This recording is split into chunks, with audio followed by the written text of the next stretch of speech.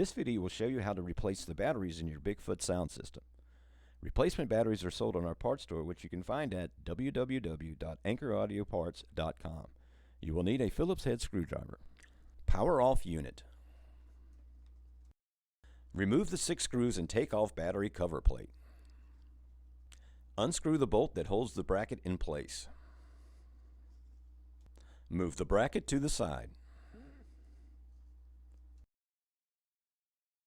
Remove the foam insert. Unhook the first black battery harness. Unhook the first red battery harness. To avoid damage to the battery harnesses, make sure you do this before removing the batteries. Remove the first battery. This is how the batteries are aligned in the Bigfoot. Follow steps 5, 6, and 7 for the remaining 2 batteries. Replace all 3 batteries so they match the previous screen. Ensure you connect black harnesses to black terminals and red harnesses to red terminals. Replace the foam insert. Return the bracket to its original position and screw on the wing nut to secure the bracket. Replace the plate and secure it with the 6 screws. Please contact us with any questions on replacing the batteries in your Bigfoot.